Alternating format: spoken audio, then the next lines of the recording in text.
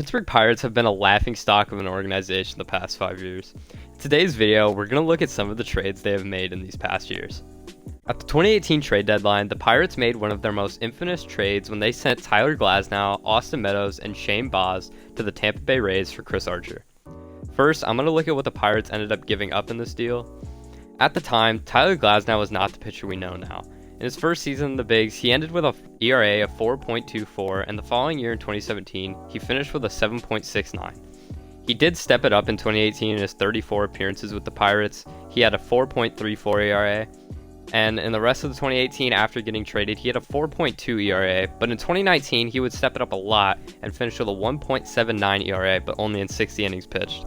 In 2020, he would regress, but come back in 2021 with a 2.66 ERA before getting hurt, and hasn't pitched since then after getting Tommy John and also having ankle surgery.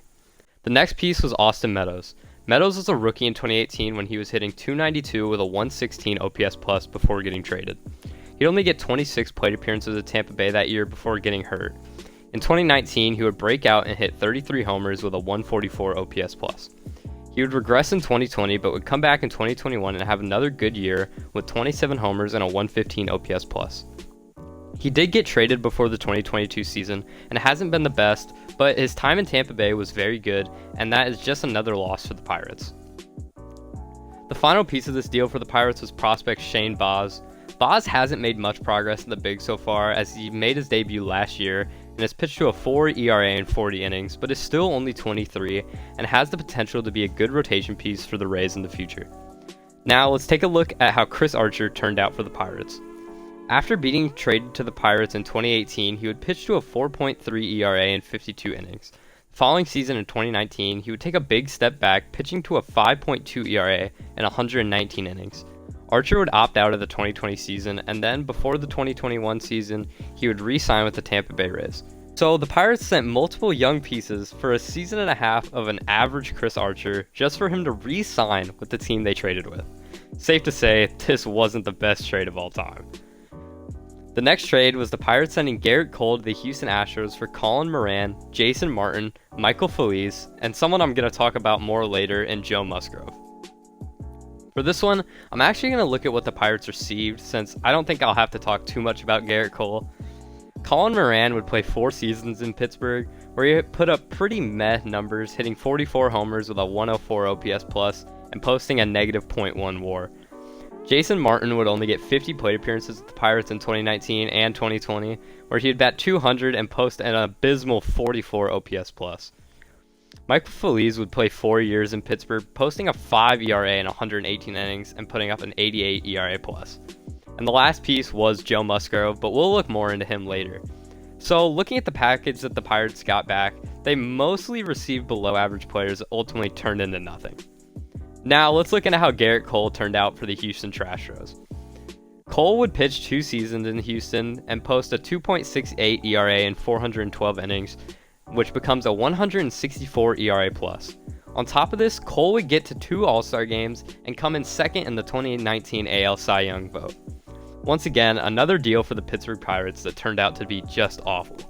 Now that I've hinted at the Joe Musgrove trade, let's take a look at it. In a 3-team trade, the Pirates would send Joe Musgrove to the San Diego Padres and would receive Hudson Head, Omar Cruz, David Bednar, and Edney Rodriguez. Since this deal was pretty recent, we haven't seen what a lot of these players can do, so it's hard to call it a bad trade, but Joe Musgrove has pitched to a 3.06 ERA in 308 innings in his 2 seasons with the Padres so far, and is looking like an ace for the future. For the Pirates, only one player has made the Major League squad, and that's David Bednar, who's been very good for Pittsburgh, posting a 2.43 ERA in 107 innings. This deal isn't the worst as of now, but if the prospects don't pan out for the Pirates, this deal is going to be a loss for the Pirates, especially if Joe Musgrove keeps performing like he is right now. The next deal I'm going to talk about in depth today is the Pirates sending Josh Bell to the Washington Nationals for Eddie Yean and Will Crowe. In Bell's 247 games with the Nationals, he would put up pretty good numbers, posting 41 homers while hitting .278 and getting a 137 OPS plus. The package the Pirates received haven't made too much noise, as Eddie Yean is still an A-ball and he is struggling, posting a 6.08 ERA. The second piece is Will Crowe. Crowe has spent 2 seasons so far on the Pirates roster where he's a 4.67 ERA in 177 innings, but has performed better this season as a reliever where he has a 3.12 ERA in 60 innings. This deal still has time, but right now it just seems like the Pirates could use the bat of Josh Bell. Another deal I want to gloss over is Clay Holmes being sent to the Yankees. Holmes has been one of the best relievers this year, and all the Pirates got back was 2 infield prospects in Hoy Park and Diego Castillo. This deal only happened last year, so it's hard to make a final verdict, but the trade is looking very rough as of now. The Pirates have definitely made some questionable moves in recent years, and they most likely will make more. But if you guys did enjoy today's video, make sure to like and subscribe, and I'll see you guys in the next one. Peace out.